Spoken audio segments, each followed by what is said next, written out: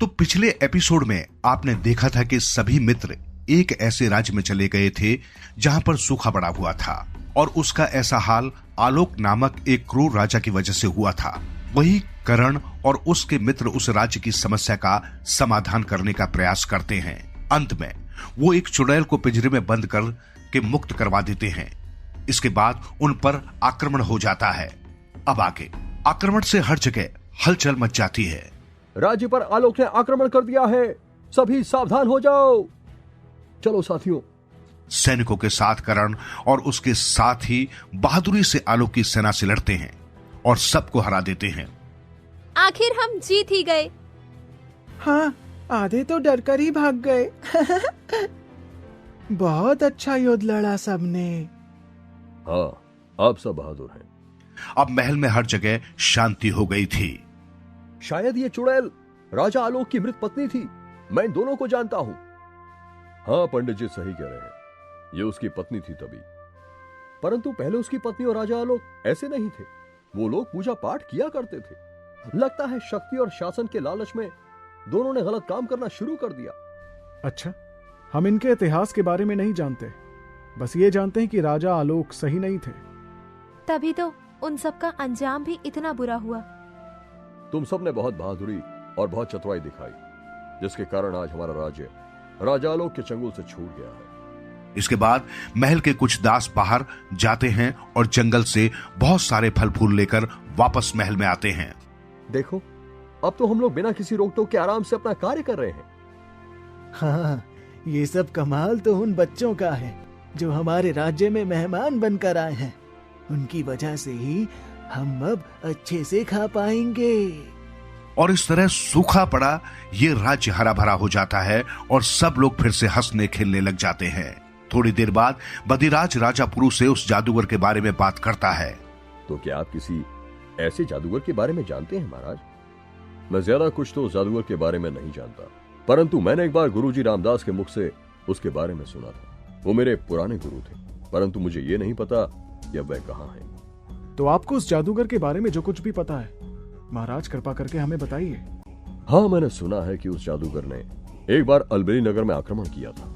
उसने वहां के लोगों को बहुत परेशान किया था। शायद वहां के लोग ही तुम्हें कुछ बता सकते हैं। अच्छा, तो कृपया हमें वहां का रास्ता बताएं महाराज। वहां का रास्ता तो यहाँ पर कोई भी नहीं जानता होगा, परंतु गुरुजी की बातों से मैं बता सकता हूँ कि यहाँ से उत्तर दिशा में जाके कई नगर पड़ते हैं। वहां किसी से पूछ लेना। ठीक है महाराज, आपका बहुत बहुत शुक्रिया। ठीक है महाराज, तो अब हम सबको यहाँ से प्रस्थान करना होगा। कुछ दिन यहाँ ठहर जाओ, हमें सेवा का मौका तो दो। नहीं महाराज, हम सबको अत्यंत महत्वपूर्ण कार्य को समाप्त करना है। हम सबको अब जाना ही होगा। ठीक है, ईश्वर तुम्हें सफलता दे। और सब वहां से चले जाते हैं। शाम के वक्त सभी लोग आराम करने के लिए एक जगह पर ठहरते हैं कि तभी अचानक से उस जंगल में आग लग जाती है। कुछ जल रहा है। देखो, धुआं हो गया है। हर जगह जंगल में आग लगी है। अरे, अचानक से ये क्या हो रहा है? आग किसने लगा दी? बचो सब, आग यहाँ तक आ गई है। उनके चारों तरफ आग बहुत ज्यादा लग चुकी थी। वहीं करमजीत और बाकी मित्र भी वहां से निकलने के लिए रास्ता खोज रहे थे। ओ नहीं, अब क्या करें? हर जगह आग फैल गई है, जल जाएंगे हम। कोई रास्ता भी नजर नहीं आ रहा। तभी बदिराज को एक छोटी सी जगह मिल जाती है जहां तक आग नहीं पहुंचती थी। रास्ता मिल गया है, सभी लोग यहाँ से आओ। सभी लोग वहां से निकलने लगते हैं, लेकिन करमजीत वहीं पीछे होकर रुक जाता है। करमजीत, तुम भी आ जाओ, धीरे धीरे आग की लपटें बढ़ रही हैं। हाँ, आ रहा हूँ बस। ये करमजीत को क्या हो गया है? आ जाओ। और कुछ देर बाद करमजीत वहां आता है। क्या हुआ करमजीत? तुम ठीक तो हो ना करमजीत? हाँ, तुम सब चिंता मत करो।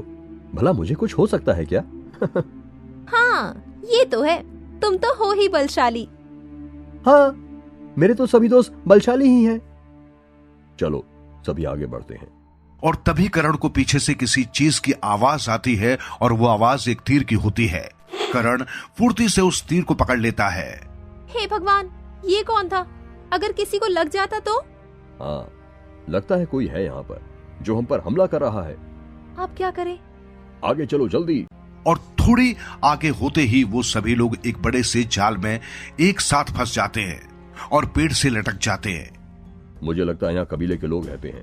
वो लोग इस तरह के जाल बिछा कर रखते हैं। हाँ वधिराज, पर हैं कहाँ वो लोग? हम सबको जाने देंगे भी या नहीं? करण, मैं तो अभी सबको इस जाल से बाहर निकाल दूंगा। और लव एक चाकू से उस जाल को काट कर सभी को बाहर निकाल देता है। शुक्र है बच गए, वरना लटके रहते दिन भर। हमें यहाँ से भगाना होगा। और अचानक वो सभी कबीले के आदमियों से चारों तरफ से घिर जाते हैं। सभी घबरा जाते हैं क्योंकि वहां कबीले वाले बहुत सारे थे। फिर करण और उसके सभी साथी बंधक बना लिए जाते हैं। इन्होंने तो हम सबको बांध दिया, अब क्या करें? ये तो बहुत सारे हैं। इसलिए तो कुछ कर नहीं पा रहे, कहीं जान ही न ले ले हमारी। आखिर हमें यहाँ बांधकर ये लोग कर क्या रहे हैं? ये कबीले वाले कुछ जादू टोना कर रहे हैं। देखो, वो बीच में आग जलाकर उसके चारों ओर परिक्रमा कर रहे हैं। तभी वहां दो कबीला वासी आकर चिड़िया टॉबी और शुगर को ले जाते हैं और पिंजरे में कैद कर देते हैं। लेकिन करमजीत चुप रहता है। छोड़ो हमें। छोड़ दो उनको। इन सबको हमारी भाषा नहीं समझ आएगी। तभी एक कबीला वासी कर्ण को दूर से छोटा सा तीर मारता है और कर्ण को बेहोश कर दिया जाता है और बाकी सबको आग के चारों तरफ बांध दिया जाता है। ना जाने ये क्या कर रहे हैं, कर्ण को क्यों बेहोश कर दिया? इनकी भाषा तो कुछ समझ में ही नहीं आ रही। वही तो, अगर हम इनसे बात भी करना चाहें तो कैसे करें? हम लोग मारे तो नहीं जाएंगे ना राजकुमारी जी? नहीं टॉबी, अपने साथियों पर यकीन करो। हाँ टॉबी, अपनी मन की शक्ति को बढ़ाओ, हौसला रखो। और ऐसे ही कुछ घंटे बीत जाते हैं। सभी कबीले वाले सारे मित्रों को ऐसे ही भार छोड़कर अपनी मिट्टी के बने हुए घर में चले जाते हैं। तभी वहां दूसरे कबीले के 5 आदमी चुपके से आ जाते हैं। ये कौन है? ओह नहीं। दूसरे कबीले के आदमी कुश को उठाकर वहां से ले जाने वाले होते हैं कि तभी पुराने कबीले वाले आदमी उठ जाते हैं और दोनों समूहों में लड़ाई होने लगती है। वहां मारकाट हो रही है। करमजीत, कुछ करो करमजीत। आज करमजीत अजीब व्यवहार क्यों कर रहा है? सब उसे बोलते हैं लेकिन करमजीत कुछ करता ही नहीं। ये देखकर सभी मित्र हैरान रह जाते हैं। आखिर करमजीत को क्या हो गया है? वही तो मैं भी सोच रहा हूँ। और तभी पहले कबीले के आदमी दूसरे कबीले वाले उन 5 आदमियों को मार देते हैं। ये सही नहीं हुआ। तुमने उनकी मदद क्यों नहीं की करमजीत? अगर मैं कुछ करता तो वो लोग मुझे भी मार देते। और उसकी ऐसी बात सुनकर सभी मित्र चुप हो जाते हैं। ये लोग बहुत खतरनाक है, कहीं हम सबको भी ना मार दे। वधिराज, तुम कुछ करो ना। तो वधिराज खुद का आकार बड़ा करने का प्रयास करता है लेकिन वो ऐसा नहीं कर पाता। पता नहीं ऐसा क्यों हो रहा है मेरे साथ। आप चिंता मत करिए, कुछ ना कुछ तो होगा। आज मेरा भी जादू काम नहीं कर रहा। तभी कबीले वाले करण को कुछ पिलाकर होश में ले आते हैं। करण को होश आता है तो वो देखता है कि सभी मित्रों के बगल में कबीले वाले 2 आदमी तीर लेकर खड़े हैं।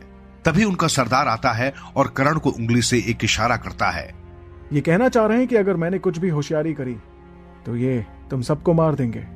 हाँ, ध्यान से करण, हम यहाँ कुछ कर नहीं सकते। हाँ करण। और तभी कबीले का सरदार एक छोटी छुरी से करण के हाथ में छोटा सा घाव करता है। उसका खून बहने लगता है तो ये देखकर कबीले वाले हैरान हो जाते हैं। तभी करमजीत उनके सरदार से उनकी भाषा में कुछ कहता है और वो भड़क जाता है।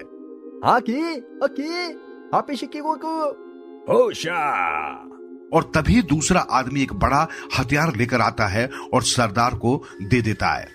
करमजीत, तुमने उनकी भाषा में उनसे क्या कहा? कुछ नहीं। उनका सरदार उस हथियार से करण का गला काटने ही वाला होता है कि पीछे से करमजीत आ जाता है। करमजीत, तुम यहाँ? तो यहाँ पर जो है वो कौन है? वो बहरूपिया है करण। और पहले वाला करमजीत वहां से गायब हो जाता है। तो करमजीत उनके कबीले के चारों ओर आग लगा देता है और वहां भगदड़ मच जाती है। तभी वधिराज और बाकी लोग कबीले के आदमियों से युद्ध करने लगते हैं। नहीं करमजीत, ऐसा मत करो। यहाँ पर इनके बच्चे भी हैं, इसमें इनकी कोई गलती नहीं है। तुम जल्दी से इस आग को बुझा दो। हाँ, कर्ण सही कह रहा है। और करमजीत आग को बुझा देता है।